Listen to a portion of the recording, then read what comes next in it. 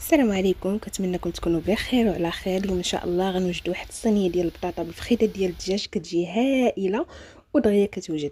ندوزو للمكونات. بالنسبه للمكونات عندي هنايا القزبر معدنوس كيف ما كتشوفوا معايا، وعندي واحد التويمه محكوكه، تويمه كبيره محكوكه.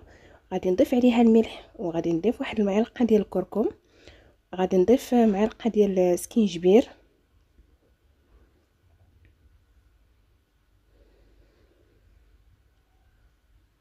وكذلك واحد المعلقه ديال الابزار.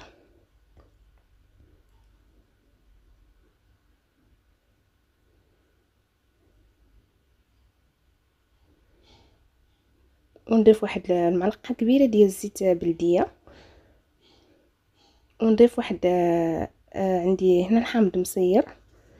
قبل الحامض مصير درت واحد نص معلقه صغيره ديال مطيشه مصبره، وكذلك ضفت العصير الحامض مصير تيكون مرقد داك المياه ديالو كيف ما شفتوا على هذا الشكل.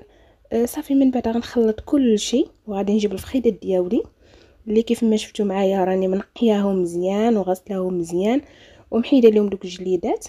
غادي نشرملهم، وكذلك غنجيب البطاطا ديالي اللي مقطعه على هذا الشكل هذا، نقطعها هكا رقيقه ماشي بزاف وما تكونش غليظه باش الطياب ديالها دغيا طيب ليا. كيف ما شفتوا شرملتها حتى هي، وجبت واحد البصيله هكا مشلضاها على هذا الشكل هذا. وكيف ما شفتوا معايا خديت استعملت هاد الطاوه هذه، ممكن تستعملوا اي حاجه بغيتوا، اي طاوه عندكم للفران. صافي غادي نستف دوك البطاطا ديالي، نستف دوك الفخيدات فوق منها كذلك، وهذيك التشرموله اللي بقات لي زدت عليها واحد القليل من الماء وبها سقيت الطاوه ديالي. صافي كيف ما شفتوا واحد طوماط سوري زوقت بها.